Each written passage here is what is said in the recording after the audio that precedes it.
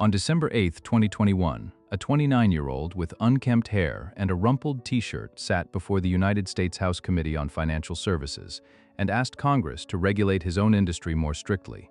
He spoke in complete paragraphs, calm and unhurried, about the need for clear rules, proper custody of customer funds, and protection against exactly the kind of collapse that had already wiped out other crypto lenders that year. Committee members thanked him for his candor. Reporters called him crypto's responsible adult.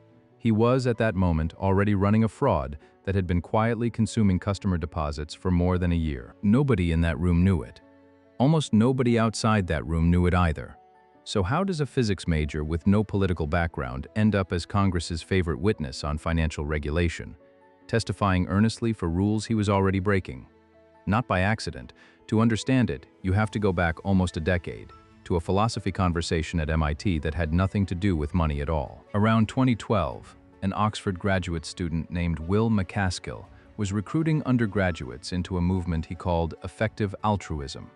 Its central idea was simple, and on its own terms, hard to argue with. If you want to do the most good in the world, and you have a rare talent for making money, the most effective path is not a career in charity. It is a career in finance, followed by giving almost everything away. MacAskill called it earning to give. Bankman-Fried, a physics major with a talent for probability, absorbed the framework completely. He skipped the nonprofit path and went straight to Jane Street Capital, a quantitative trading firm, where he spent 3.5 years learning how markets actually move. In November 2017, he left Jane Street and founded a trading firm of his own. He named it Alameda Research, a name chosen specifically because it sounded like nothing at all connected to cryptocurrency. He wanted a name boring enough that a bank would open an account without asking questions. The firm ran on roughly $55 million, most of it borrowed from people inside the same effective altruism network, including a loan of roughly $100 million in Ether from Jan Tallinn, the co-founder of Skype. Effective altruism was not just a belief system Bankman-Fried carried with him.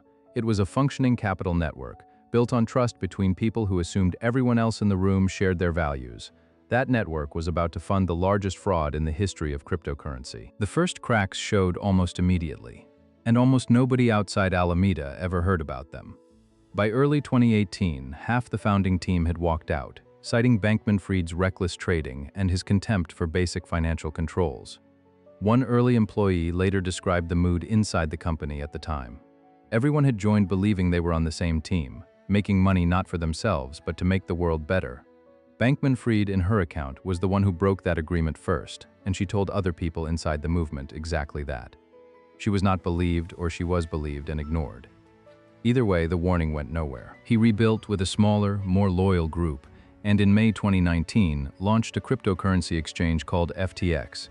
It grew from a Hong Kong startup into one of the largest exchanges on Earth in under 3 years, and it did not grow on the strength of its technology alone. It grew because Bankman-Fried had learned to convert moral credibility into capital, and he was extraordinarily good at it. Consider what that credibility actually purchased.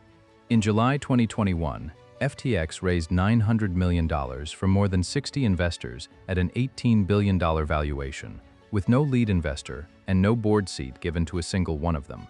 Nobody demanded real financial statements either. 6 months later, at a $25 billion valuation, Ontario Teachers' Pension Plan and Singapore's Temasek Holdings joined in, each telling their own boards they had conducted months of rigorous diligence. What they had actually reviewed were homespun spreadsheets, not audited financial statements. In September 2022, Sequoia Capital published a 13,000-word profile of Bankman-Fried on its own website, describing him as one of those special founders whose vision was both stunningly ambitious and uniquely adapted to the future of crypto. During the actual pitch meeting, he had spent part of the call playing a video game. Sequoia found this endearing enough to put in print. They deleted the profile the morning after they wrote the investment down to nothing. The regulators were no more skeptical than the venture capitalists. FTX's American derivatives arm was a licensed entity, regulated directly by the Commodity Futures Trading Commission, and its chairman met personally with Bankman-Fried 10 times over 14 months, while a restructuring application sat unapproved. FTX's own general counsel was a former aide to the head of that same commission. Its head of policy was a former acting chairman of the agency, and records later showed him emailing his old boss requesting an urgent meeting and getting one scheduled within hours. A watchdog group concluded afterward that FTX had deliberately chosen this particular regulator because it was the smallest, least funded, and most easily influenced agency in Washington. A different regulator did catch something. In August 2022, the Federal Deposit Insurance Corporation ordered FTX's American arm to stop implying that customer deposits were insured the way a bank account would be. It was a real warning from a real regulator, 3 months before the collapse. Nothing about the business changed. The persona had a physical address, too, and it was nothing like the one Bankman-Fried let the public see. His mentor Macaskill told interviewers more than once that Bankman-Fried drove a beaten-up Toyota Corolla and slept on a beanbag with 9 roommates. Evidence, he said, of a man who genuinely did not care about money.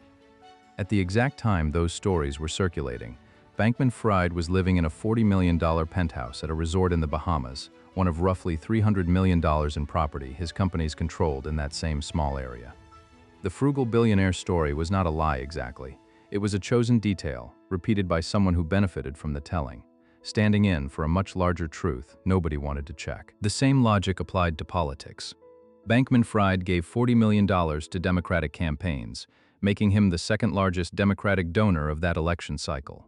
What almost nobody knew at the time was that he was quietly matching that spending on the Republican side and deliberately keeping it hidden, because open Republican donations would have complicated the public image he had built. 2 other executives, Ryan Salame and Nishad Singh, helped move that money through personal bank accounts, which kept the donations from being traced directly back to the company. He was buying insurance against political risk from both parties at once, and paying for it with money that was never his to spend. By the summer of 2022, this machine of manufactured trust was running at full speed in public and quietly falling apart in private. The crypto market crashed that May, and Alameda's own trading positions collapsed with it. Caroline Ellison, the 28-year-old Stanford graduate now running Alameda as its chief executive, told Bankman-Fried directly that the firm might have just gone bankrupt. Behind the scenes, engineers discovered an $8 billion liability that should never have existed, tracked in an internal account not shown on FTX's own dashboard. It existed because Alameda held a credit line on the exchange that no other customer was ever given, an essentially unlimited line, exempt from the automatic liquidation that would have wiped out any other over-leveraged trader within hours. Back in 2019, 3 years earlier, FTX's own chief technology officer had quietly written that exemption into the company's code. In July 2022, 4 months before anyone outside the company knew a thing was wrong, a warning reached the very top of the effective altruism movement. A government official had mentioned, almost in passing, that he was investigating someone for financial crimes and had been startled to learn that person sat on the board of one of the movement's central charities. He said he had not realized you could be a committed, effective altruist and also commit a lot of crime. Shouldn't those be incompatible? The comment was relayed into an internal Slack channel used by the movement's leadership. It named Bankman-Fried directly, and it said plainly that in some circles he already had a reputation for breaking laws to make money. The response, according to the person who sent it, was almost nothing at all. Mostly thanks for the flag. The following day, Will Macaskill, the same philosopher who had recruited Bankman-Fried into the movement a decade earlier, was proposing him as a moderator for a panel discussion alongside former President Barack Obama. So if the people closest to Bankman-Fried already had a specific, credible warning 4 months before the world found out, why did nothing change? Because the warning arrived inside a network that had spent a decade building its own credibility on the strength of his success, and admitting the warning was real would have cost the movement more than staying quiet did. This was not a story about ignorance. It was a story about a machine that had run too far on borrowed trust to afford stopping and checking whether the credit was still good. It ran for 4 more months. Then, on November 2nd, a reporter at CoinDesk published Alameda's leaked balance sheet, and the entire structure came apart in 9 days. The balance sheet showed something specific and damning. Alameda was holding roughly $6 billion in FTX's own token, called FTT, against less than $1 billion in anything else. That token was the entire foundation the fraud stood on. FTX had created it, controlled the overwhelming majority of its supply, and let Alameda use it as collateral for unlimited borrowing. Its price depended entirely on confidence in FTX. FTX's stability depended entirely on that price holding. The two were the same bet, wearing 2 different names, and the moment anyone tried to sell a meaningful amount, both would fall together. FTX had effectively built its own private currency, then convinced investors, regulators, and eventually itself that the currency was as sound as cash. 4 days after the leak, Binance's chief executive, Changpeng Zhao, announced on social media that his exchange would sell its own FTT holdings, citing recent revelations. Within hours, customers requested $6 billion in withdrawals. FTX had roughly $900 million in liquid assets to cover it. Bankman-Fried posted publicly that the company was fine, that its assets were fine. Binance signed a non-binding agreement to acquire the company, and for one day it looked like there might be a rescue. Then Binance walked away, citing mishandled customer funds and open investigations. Bankman-Fried learned about the withdrawal from the press, not from Binance directly. On November 9th, Caroline Ellison got on a video call with Alameda's staff and told them the truth. FTX customer money had been used to cover Alameda's debts. She knew. Bankman-Fried knew. The company's chief technology officer, Gary Wang, and its director of engineering, Nishad Singh, both knew because both of them had helped build the mechanism that made it possible. Wang would later testify that with a few simple changes to the company's code, he had helped Alameda draw down as much as $65 billion that was never really there to draw. The network that had waved off a warning about Bankman-Fried 4 months earlier was now watching the consequences of that silence arrive in real time on the public blockchain for anyone to see. 2 days later, on November 11th, FTX and more than 130 affiliated companies filed for bankruptcy in Delaware. Bankman-Fried resigned. A veteran corporate restructuring specialist named John Ray, who had overseen Enron's creditor recovery 2 decades earlier, took over the company that same day. "Never in my career," he wrote, in a sworn declaration days later, "have I seen such a complete failure of corporate controls and such a complete absence of trustworthy financial information as occurred here." He found no board minutes, no audit committee, billions of dollars tracked in ordinary small business accounting software. That same night, while exhausted staff filed the largest cryptocurrency bankruptcy in history, they watched something else happen in real time on the public blockchain. Somewhere between $413 million and $477 million drained out of FTX's remaining wallets, stolen by a separate crew of American hackers who had impersonated an FTX employee at a phone store to hijack a company phone number. The company that had just lost billions to fraud from the inside was simultaneously being robbed from the outside on the single worst night of its existence. Nobody left inside the building had the attention to process both disasters at once. The company that had spent 5 years converting borrowed trust into capital now had to explain, under oath, exactly how that conversion had worked. Bankman-Fried was arrested in the Bahamas 1 month later and extradited to the United States. His trial began in October 2023. Under direct examination, he came across as personable and slightly nerdy, a man who carried a deck of cards to give his fidgety hands something to do. Under cross-examination, he became someone else entirely. The prosecutor asked whether he had hosted a private dinner in April with the Bahamian Prime Minister, former President Bill Clinton, and former British Prime Minister Tony Blair. "I don't remember whether there was food," he said. It may have been. Asked about the code change that let Alameda borrow without limit, the same man who had built and run the exchange claimed he was not sure the feature had even existed and asked the prosecutor to clarify what she meant. This was the mechanism his own company's fortune depended on, and on the stand, under oath, he suddenly could not recognize it. By closing arguments, the lead prosecutor noted that Bankman-Fried had said some version of "I can't recall" more than 140 times. A pyramid of deceit, the prosecutor called it. It had finally collapsed under its own weight. Caroline Ellison had already pleaded guilty and testified against him. On the stand, she described a man she deferred to on every major decision, someone whose judgment she had trusted completely, right up until the moment there was nothing left to defer to.